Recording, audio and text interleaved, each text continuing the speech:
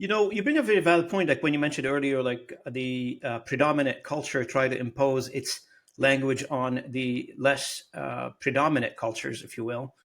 And we use, because we are in North America, we use North American examples like Canada, United States, etc. However, throughout history, has been present, and hundreds of years ago, and even like in the 19th century, that has taken place. And I don't mean to take people down the road of old conversations about this topic, but the Ottoman Empire, who ruled the Arabic world for 400, 500 years, tried to wipe the Arabic language. They forbid, for instance, books being printed in the Arabic language, right? But that's unsuccessful. We know, as much as people try to wipe languages by force, it doesn't happen because people hold on closer to it. It becomes very intense to them, very close to their heart, and they want to save it. I've my half of my family is in the Quebec region, and I speak French. And when I go to Montreal, I feel like I'm going home. It feels to me that people are very traditionalist when it comes to the French language. That's number one. That's the key identity. It becomes your identity, right? So because it's threatened, right? You feel threatened from other languages. Correct me if I'm wrong. Do you feel the same? You being French from a very French town in Quebec, Yes. how do you feel?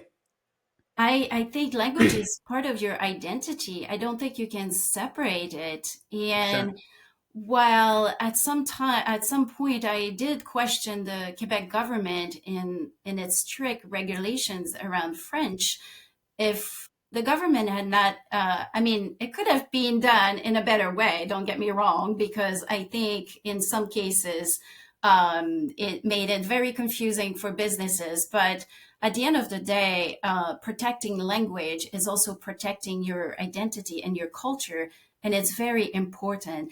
And so I think I don't think a language can be wiped out very easily because it's part of who you are. And as long as you remember who you are, you better understand your place in the world. So we get into a completely different realm, but that realm, when it comes to AI technologies and understanding how to deploy language at scale, we need to understand culture, we need to understand identity, so that when we can properly understand that and how much people care about it, then we can create a coexisting ecosystem where hopefully communications don't break down because you are faced with somebody who doesn't speak the same language as you, but they enable you to be better at what you do. Now, what's your view on the demographic shift? We started, if you look back a little bit, and not much back in history, just a little further down the history lane. Canada predominantly was English and French. Currently, I receive RFPs from cities in the country that requires, for instance, translation in 100 and some odd languages. Signal to me a demographic shift in the population. How do you see that? What's your position on that?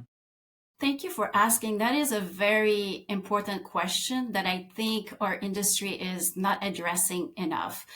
And as I traveled to my hometown, Saguenay, recently in April, I was actually shocked to see how global it had become. Growing up, it was very homogeneous. Nobody spoke English. It was rare that you saw somebody from a different skin color. But now, today, it's completely changed. And this is happening at scale everywhere in the world.